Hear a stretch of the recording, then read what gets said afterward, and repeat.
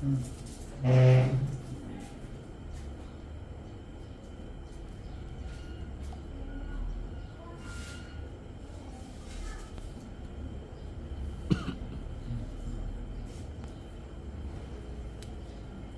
કે જય ભીમ મિત્રો, હું સામાજિક કાર્યકર મનસુખભાઈ ગોવિંદભાઈ રાઠોડ, ગામ રામોદથી.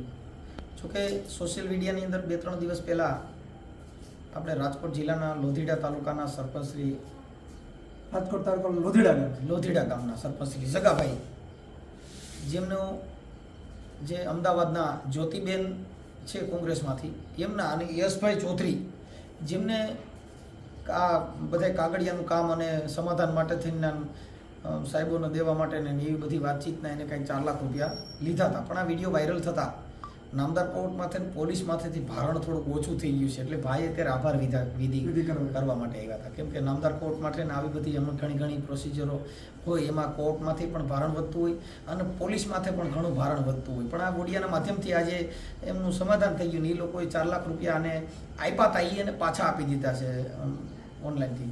એટલે સરપંચશ્રી અહીંયા મળવા આવ્યા હતા. તો અમે આજે સોશિયલ મીડિયામાં જે વિડીયો વાયરલ થયો તો એનાથી બધા આમ જનતા બધાને જાણ કરવાની કે ભાઈ આ પતી ગયું છે અને એમ લોકોને 4 લાખ. પણ એમના જે ભાણેજ છે એમને જે 30 લાખ રૂપિયા દીધા છે નથી આપ્યા.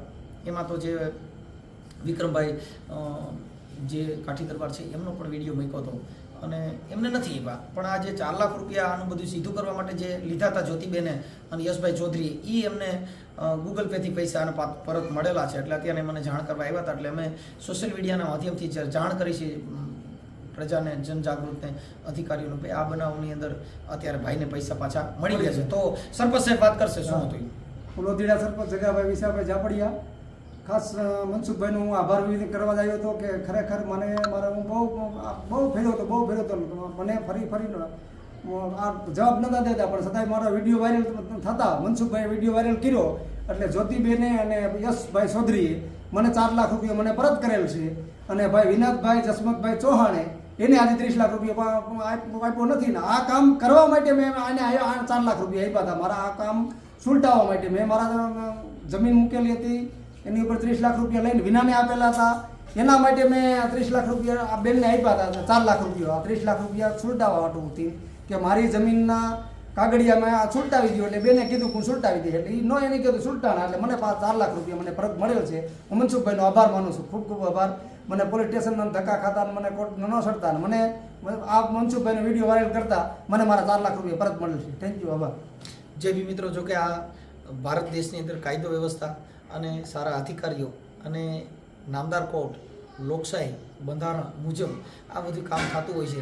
અમારું કોઈ તાકાત નથી સાહેબ, કેમ કે વાણી છે એ તો અલગ હોય છે શબ્દ થકી. સોશિયલ મીડિયામાં શું છે, પોતે પોતાનું ઓલું થતું હોય એટલે પૈસા આપી દેતા હોય. અમારી પાસે કોઈ સત્તા જ નથી ને અમારી પાસે કાંઈ ડિગ્રી નથી ભાઈ સાહેબ, સામાન્ય માણા અને લોકગાયક કલાકાર છીએ. પણ વાણી થકી, કેમ કે શબ્દ છે ને એ એક બંદૂક છે, શબ્દ છે એ કારતૂસ છે. કેમ કે શબ્દ છે ને એક શબ્દના માર્યા મરી ગયા, જેને શબ્દ છોડી દીધા રાજ, જેને શબ્દ વિચારા બાપુ સુધરી ગયા એના કાજ.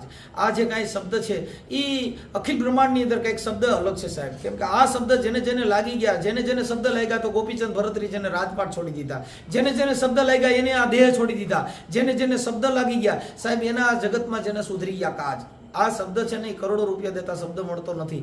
આ શબ્દથી માણસના જે પરિવર્તન આવી જાય, માણસમાં સુધારો આવી જાય. એટલે સર્વ ધર્મપ્રેમી જનતાને તેમજ પોલીસ પ્રશાસનને અને નામદાર કોર્ટ ઉપરથી આટલું ભારણ ઓછું થયું. એટલે જનજાગૃત તરીકે એક લોક સાહિત્યકાર મનસુખભાઈ રાઠોડ અને સામાજિક કાર્યકર તરીકે આજરોજ મેં આ સોશિયલ મીડિયાની અંદર જાહેર કર્યું આ લોધીડા સરપંચ એમને જે પૈસા પરત આવી ગયા. એટલે એ ઓડિયો વાયરલ થયો હતો. એટલે દુનિયામાં જે ઓડિયાના હિસાબે બધાને થાય કે આનું ચીટિંગ થયું, આ થયું, પણ એને અત્યારે પૈસા પરત મળ્યા. એટલે આપણે આ જગતને પાછી જાણ કરવી એ પણ ફરજ બને છે. જય ભીમ, જય માધાતા. બને એટલું મીડિયાને શેર કરજો મિત્રો.